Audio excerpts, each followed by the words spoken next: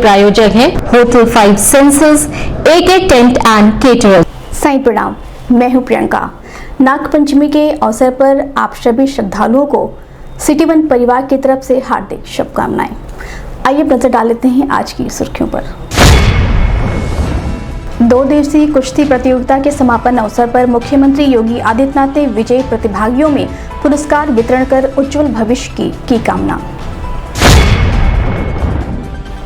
भक्तों ने पूरे श्रद्धा भाव के साथ मनाया नागपंचमी का पर्व। नाग देवता का दर्शन कर किया दान पुण्य। नगर आयुक्त ने दी जानकारी, कहा सीएम योगी बुधवार को डोर टू डोर कूड़ा उठाने वाली 25 गाड़ियों, 10 इलेक्ट्रिक बसों और 2 ई टूरिस्ट बसों को हरी झंडी दिखाकर करेंगे रवाना। और सीएमओ की अपील, जल जनित बीमारियों से बचाव को लेकर अपने आसपास साफ सफाई व शरीर को ढककर रखें लोग। 2 दिवसीय दौरे पर गोरखपुर पहुंचे मुख्यमंत्री योगी आदित्यनाथ ने महायोगी गुरु गोरखनाथ मंदिर में नागपंचमी के अवसर पर आयोजित 2 दिवसीय परंपरागत कुश्ती प्रतियोगिता में सम्मिलित होकर प्रतिभागियों का उत्साहवर्धन किया। बता दें कि गोरखनाथ मंदिर एवं जिला कुश्ती संघ गोरखपुर द्वारा आयोजित इस प्रतियोगिता में गोरखपुर केसरी, गोरखपुर कुमार एवं गोरखपुर वीर अभिमन्यु उपाधि कुश्ती प्रतियोगिता के समापन अवसर पर मुख्यमंत्री योगी आदित्यनाथ ने विजयी खिलाड़ियों में पुरस्कार व प्रशस्ति पत्र का वितरण कर उनके उज्जवल भविष्य की कामना की। वहीं मुख्यमंत्री योगी आदित्यनाथ ने प्रदेश सरकार द्वारा खिलाड़ियों के उत्साहवर्धन संवर्धन को लेकर किए जा रहे कार्यों को लेकर मौजूद खिलाड़ियों को संबोधित भी किया। इस मौके पर कालीबाड़ी के महंत रविंद्र दास, भाजपा क्षेत्रीय अध्यक्ष डॉक्टर धर्मेंद्र सिंह, विधायक डॉक्टर विमलेश पासवान, राजेश त्रिपाठी, विपिन सिंह, एडीजी अखिल कुमार, जिलाधिकारी कृष्णा करुणेश, जीडीए वीसी प्रेम रंजन सिंह, प्रतियोगिता के संयोजक व जिला कुश्ती संघ के अध्यक्ष दिनेश सिंह सहित बड़ी संख्या में खिलाड़ी व खेल प्रेमी मौजूद रहे। श्री रमाकांत जी और वाइस चेयरमैन के रूप में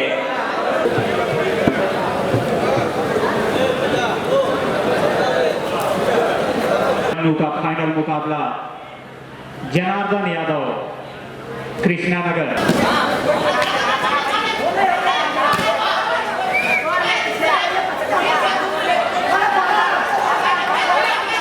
कृष्णा नगर ने 4 अंक अपने खाते में अंकित किया।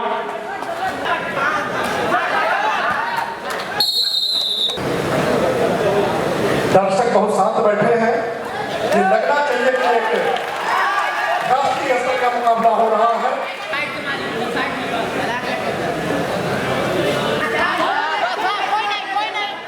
आराम से मौका दे आराम से देखिए वो। हाँ बस हुआ नहीं खाने मिली जगह मिली जगह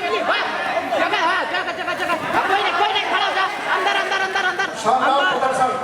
बस कोई बात नहीं झुक के पर ना पर आराम से हाँ कुछ नहीं अभी भी स्कोर रोका हुआ 1 और 0। कुछ नहीं रेड कॉस्ट्यूम के पहलवान की 1 अंक और ब्लू 0। झुक बहुत बढ़िया प्रयास रेड कॉस्ट्यूम के पहलवान द्वारा। कड़ा संघर्ष दोनों पहलवानों के बीच उतनी ही ऊर्जा के साथ दर्शकों द्वारा उनके हौसले को आकलन किया जा रहा है। बहुत बढ़िया पावा है दोनों पहलवानों द्वारा। और ये शानदार gripping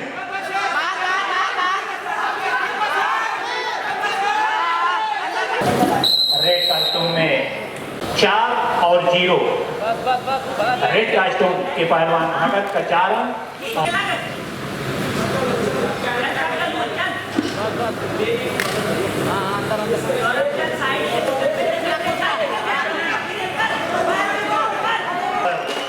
Bhagat Singh railway stadium प्रथम स्थान प्राप्त किए।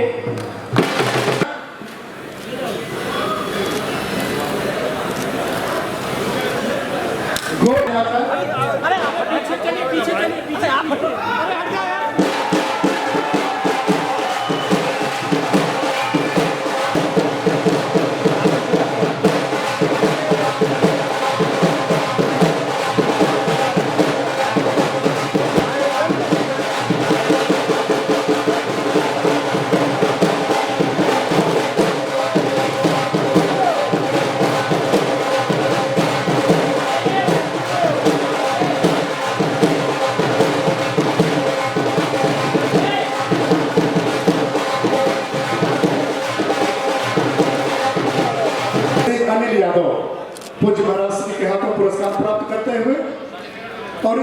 साथ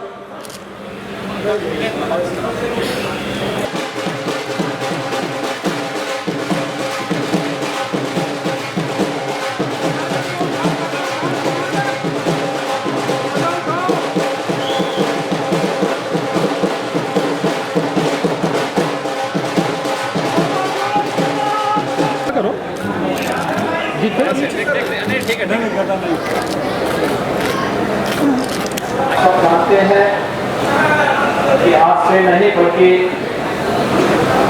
कुश्ती जैसे आयोजन प्राचीन काल से ही भारत के अंदर भारत के पराक्रम को, शौर्य को प्रदर्शित करने का एक माध्यम रहे हैं।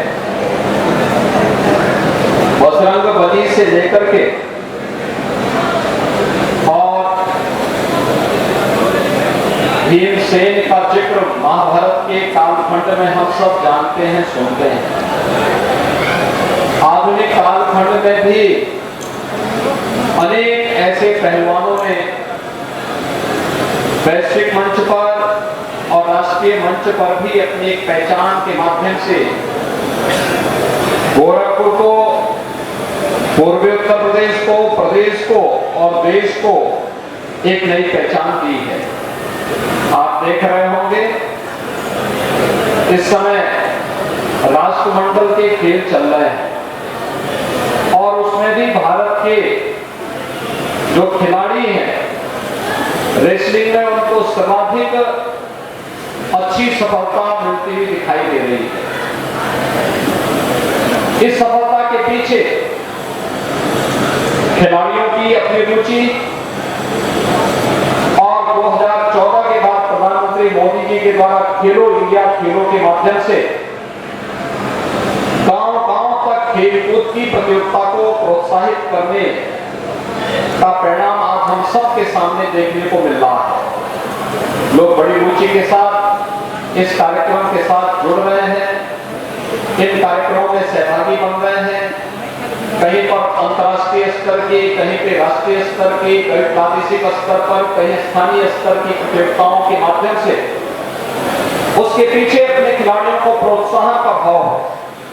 और गोरखपुर का नागपंचमी के दिन मंदिर परिसर में इस कुश्ती का आयोजन अपने आप में गोरखपुर के खिलाड़ियों के लिए, खासतौर पर पहलवानों के लिए एक नया मंच उन्हें प्रदान करता है, जिसमें गोरखपुर केसरी, गोरखपुर कुमार और वीर अभिमन्यु तीन उत्कृष्ट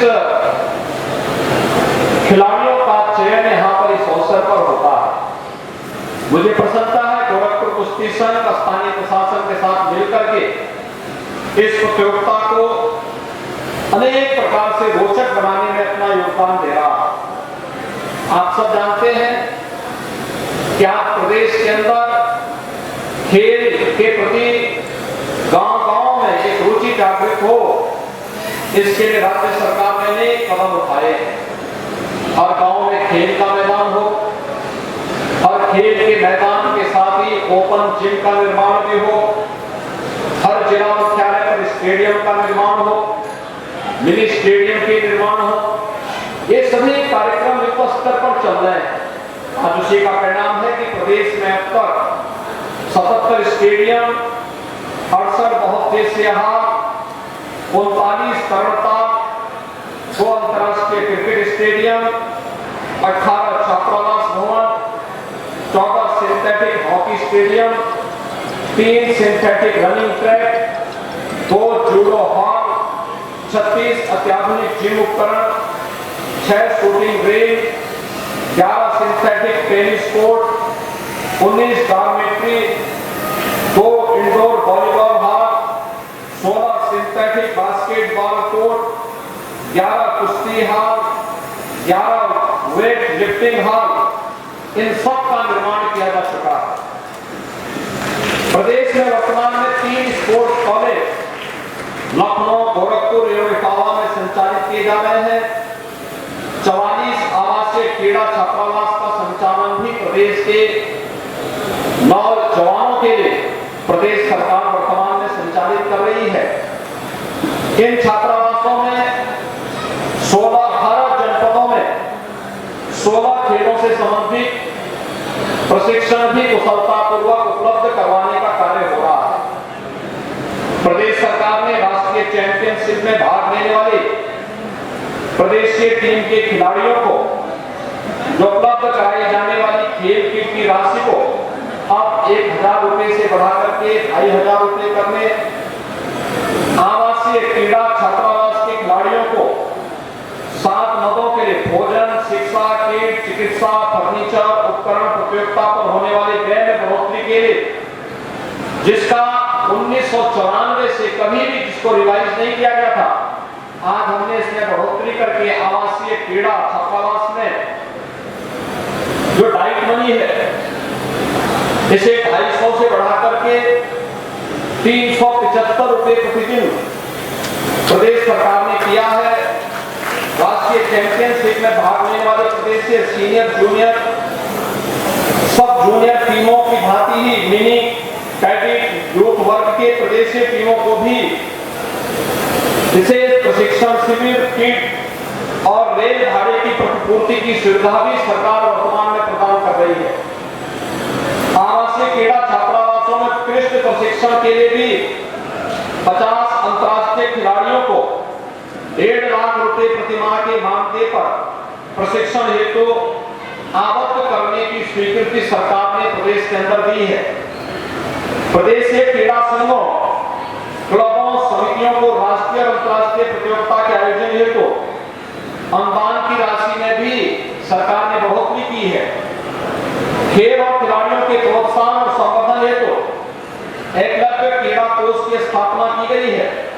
इसके अंतर्गत खिलाड़ियों को fellowship, Olympic game, Commonwealth games, Asian games, world championship, world cup आदि प्रतियोगिताओं में पदक विजेता खिलाड़ियों को तैयार करने हेतु भी अनुदान और खिलाड़ियों के स्वास्थ्य बीमा की व्यवस्था इस एकलव्य क्रीड़ा कोष के माध्यम से प्रदेश सरकार ने की है। हम लोगों ने प्रदेश के अंदर खेल के विकास और खिलाड़ियों के प्रोत्साहन हेतु उत्तर प्रदेश खेल विकास और प्रोत्साहन नियमावली 2020 प्रदेश सरकार ने प्रख्यापित की है, जिसमें प्रदेश के उदीयमान खिलाड़ियों के लिए हम लोगों ने तहसील, जिला और मंडल स्तर पर प्रतियोगिताओं के आयोजन की एक व्यवस्था दी है और वित्तीय वर्ष में हम लोगों ने इस कार्य के लिए 8,55,00,000 रुपए की धनराशि की व्यवस्था की है। तहसील स्तर पर प्रतियोगिता के आयोजन के लिए 60,000 रुपए, जिला स्तर पर प्रतियोगिता के लिए 5 लाख रुपए, मंडल स्तर पर प्रतियोगिता के लिए 15 लाख रुपए की व्यवस्था का आवंटन भी राज्य सरकार ने वर्तमान में किया है। पहली बार राज्य सरकार ने प्रत्येक जनपद में भारत सरकार के सहयोग से एक जनपद एक खेल योजना के अंतर्गत खेलो इंडिया सेंटर की स्थापना की भी कार्रवाई को हम लोगों ने आगे बढ़ाया है। उत्तर प्रदेश सरकार द्वारा सामान्य खिलाड़ियों की भांति दिव्यांगजन खिलाड़ियों के लिए भी समस्त शासकीय सुविधा वर्तमान में हम लोग प्रदान कर रहे हैं। खेल और खिलाड़ियों के हित को ध्यान में रखते हुए प्रदेश सरकार ने राज्य का पहला स्पोर्ट्स विश्वविद्यालय मेरठ में बनाने का निर्णय लिया और उस पर कार्य भी हमारा प्रारंभ हो गया है। अंतर्राष्ट्रीय खेलों, ओलंपिक गेम्स में कॉमनवेल्थ गेम्स, विश्व कप, विश्व चैंपियनशिप, एशियन गेम्स में प्रदेश के पदक विजेता खिलाड़ियों को सीधे राजपत्रित पदों पर नियुक्ति प्रदान करने की नियमावली भी हम लोगों ने प्रदेश में अपनी स्वीकृति प्रदान कर दी है और साथ ही अंतर्राष्ट्रीय प्रतियोगिता में Olympic games, Commonwealth games, Asian games, विश्व कप और स्टेट गेम्स में भी उत्तर प्रदेश के पदक विजेता खिलाड़ियों के लिए प्रोत्साहन हेतु पुरस्कार की व्यवस्था भी राज्य सरकार ने की है। स्वर्ण पदक ओलंपिक में स्वर्ण पदक पर 6 करोड़ रुपए, रजत पदक पर 4 करोड़ रुपए, कांस्य पदक पर 2 करोड़ रुपए एकल वर्ग में प्रदेश सरकार वर्तमान में प्रदान कर रही है। नाग देवता की उपासना का महापर्व नाग पंचमी पूरी श्रद्धा और भक्ति के माहौल के बीच मनाया जा रहा है। जनपद के विभिन्न शिवालयों सहित अन्य मंदिरों में भक्तों की भीड़ देखने को मिली। इसी क्रम में बाबा मुक्तेश्वरनाथ मंदिर पर भी भक्तों ने बाबा मुक्तेश्वरनाथ को जलाभिषेक, रुद्राभिषेक व दुग्धाभिषेक कर भांग, बेलपत्र, धतूरा, दुर्बा आदि का भोग लगाकर भक्त अपनी मनवांछित मनोकामना की पूर्ति की। वहीं मंदिरों के बाहर बड़ी संख्या में मौजूद सपेरों द्वारा भक्तों को नाग देवता का दर्शन कराया। वहीं भक्तों ने भी दर्शन कर दान पुण्य किया। जय भोले शंकर, जय जय भोले बाबा, जय शिव भोलेनाथ, जय भोले बाबा, जय भोले शिव, जय भोले बाबा, जय भोलेनाथ, जय शिव शंकर, जय बाबा। दिमाग थोड़ा भी नहीं है क्या? मार रखा। जय भोले शंकर, जय भोले बाबा, काट लेगा तो आफत घर। जय भोलेनाथ, सब जड़ी है, जड़ी है साहब, जड़ी है। जय भोले शंकर, जय महादेव, जय महादेव, जय भोले बाबा। हाँ, वहाँ साहब कर जाइए खुशी से। आज सब भोजन करें, सब नाग आज भोलेनाथ के दुआ से। हाँ साहब, जय बाबा। रुक जा। थोड़ा कोशिश से आई है, हमारा वीडियो निकालिए तो आप। जय भोलेनाथ। आओ आरती का यार, आ जाओ पकड़ो अगरबत्ती यार सामने ताको।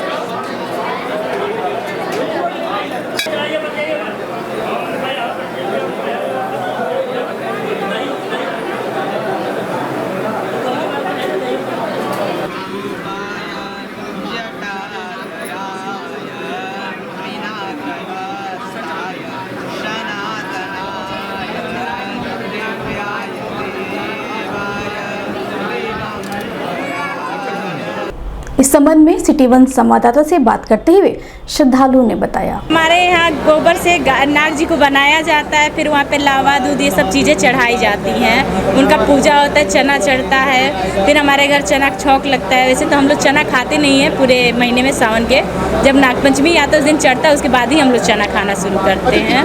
होती आज सावन भी चल रहा और नागपंचमी भी। हाँ, क्या लग रहा है, कैसे आप लोग किस तरह नाग देवताओं को खुश करते हैं? नाग देवता का दर्शन हम लोग करते हैं, उनको हम लोग दूध पिलाते हैं, इस तरह से उनको खुश करते हैं। जिसको जो मन्नत रहता है वो अपना मन्नत मांगते हैं और अपना ऐसे सबका मन्नत पूरा होता है तो सब लोग ये पूजा पाठ करता है। सावन चल रहा है, सावन के अवसर पे हम दोनों सहजनवा से हैं और यहाँ पे दर्शन करने आए हैं। बाकी जो मनोकामना है वो मांगा है श्री शंकर से। नागपंचमी के दिन आप लोग क्या करते हैं? नागपंचमी के दिन जैसे जल चढ़ाते हैं हम लोग गंगा जल लेके, और ये है कि हाँ इस सावन के अवसर पे इसकी बहुत महानता रहती है, इसलिए लोग यहाँ पे जल चढ़ाने आए हैं। यही मुक्तेश्वरनाथ मंदिर में पूजा करने।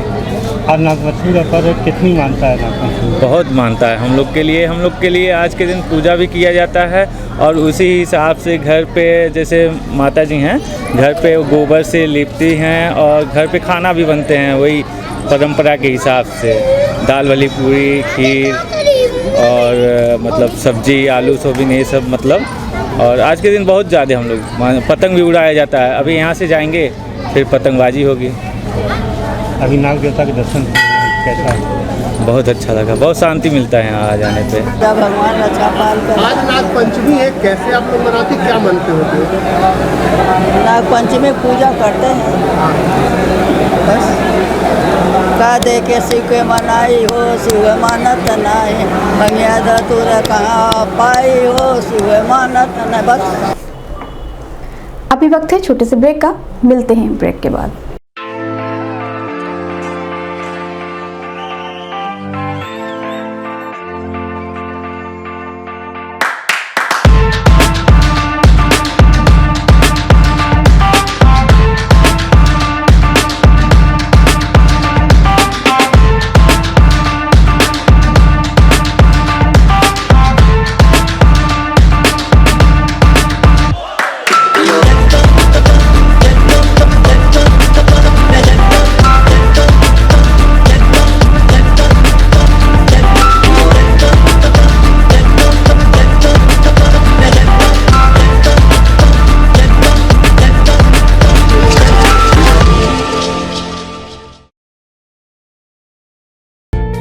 AK tent and caterers. हमारी मुख्य विशेषताएं: सभी सरकारी एवं अर्ध सरकारी समारोह।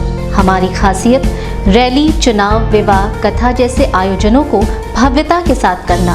हमारे यहाँ उपलब्ध है जर्मन हैंगर वाले pandal, sound, light, LED, VIP stage, flower decoration और स्विस कॉटेज। संपर्क करें अमरीश श्रीवास्तव 9839016009 9935590811। ब्रेक के बाद आपका स्वागत है। आइए देखते हैं दिन भर।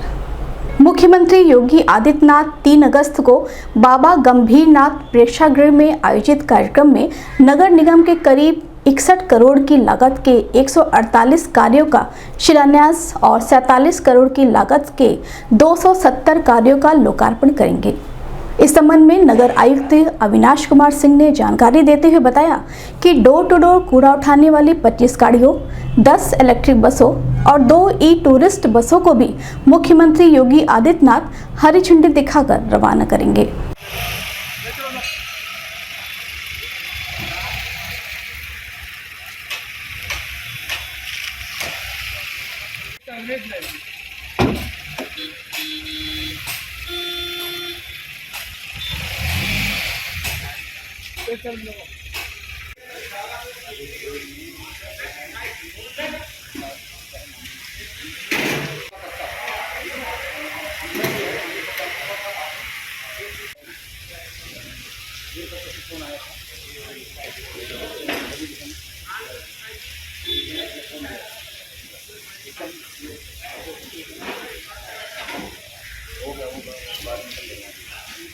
इस संबंध में मीडिया कर्मियों से बात करते हुए नगर आयुक्त अविनाश कुमार सिंह ने बताया, मुख्यमंत्री जी के प्रेरणादायी नेतृत्व में प्रदेश द्रुत गति से विकास की रोड पर बहुत तेजी से आगे बढ़ रहा है और उसी के परिणाम ये है कि पूरा प्रदेश जो है नई नई योजनाओं से लाभान्वित हो रहा है और उसी के परिप्रेक्ष्य में गोरखपुर नगर निगम भी जो माननीय मुख्यमंत्री महोदय का दिशा निर्देश प्राप्त होता है, एक कोशिश करता है कि उनकी अपेक्षाओं पर खरा उतरते हुए उन समस्त दिशा निर्देशों को, उन समस्त योजनाओं को समय से पूर्ण करे, जिससे कि आम जनता को उसका वास्तविक लाभ पहुंच सके।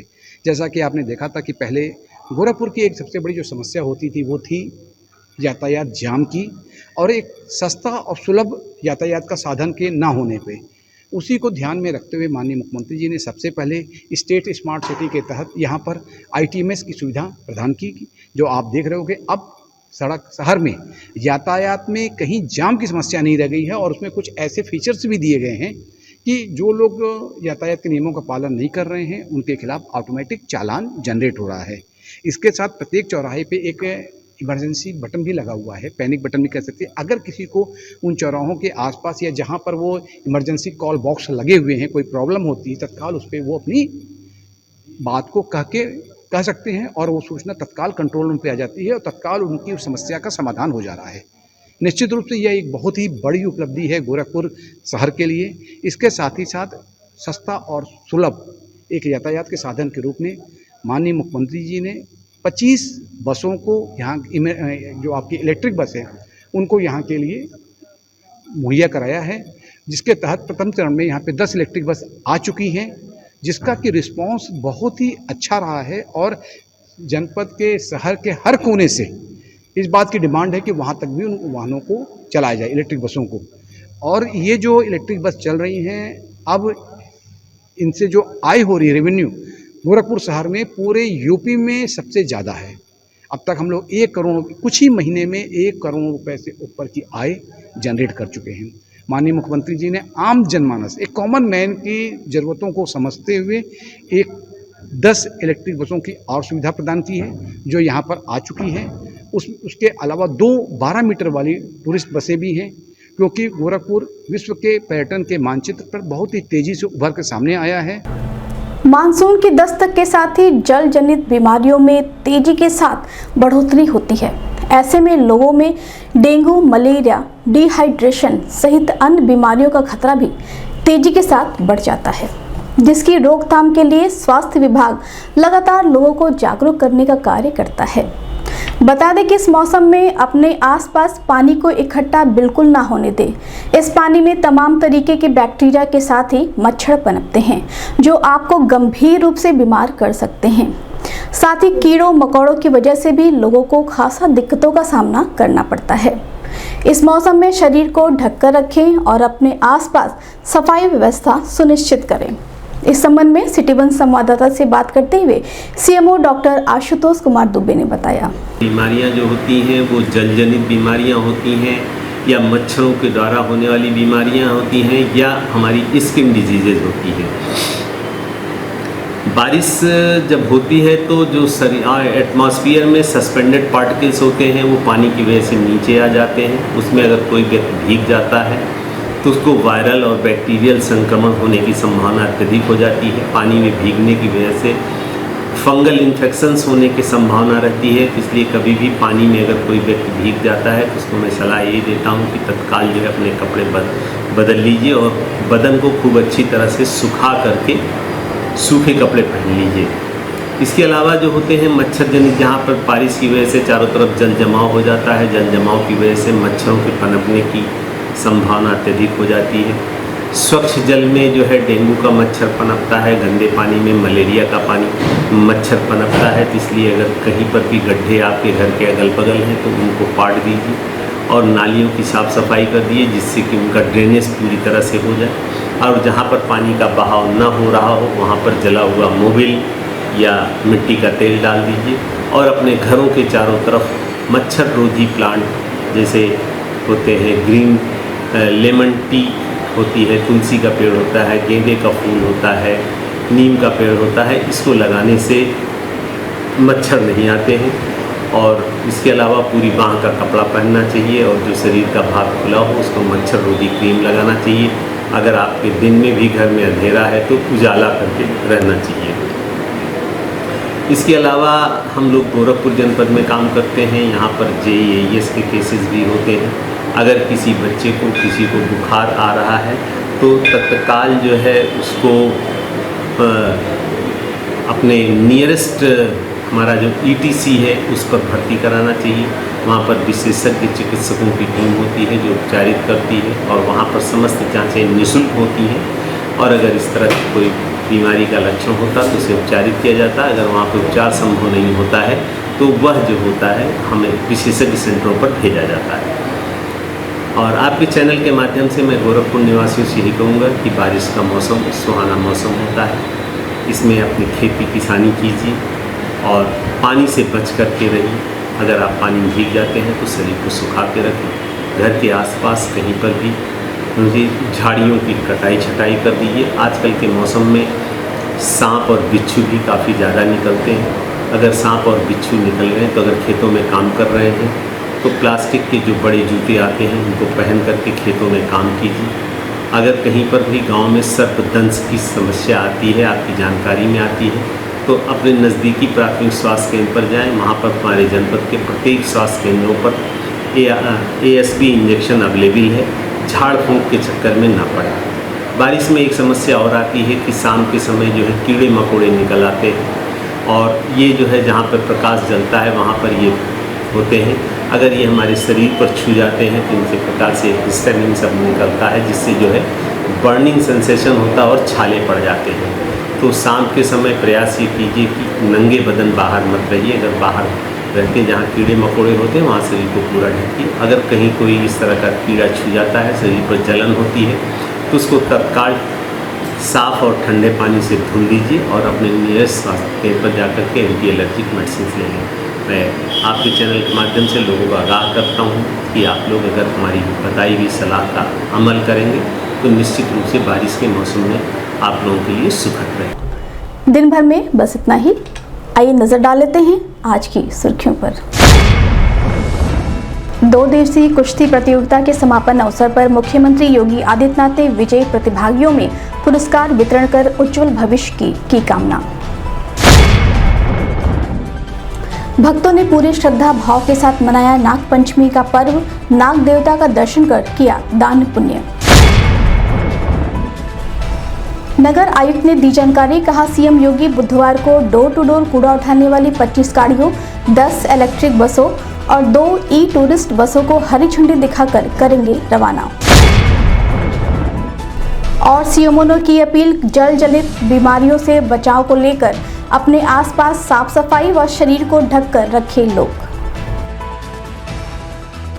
अगले अंक में आपसे होगी फिर मुलाकात। सही प्रणाम।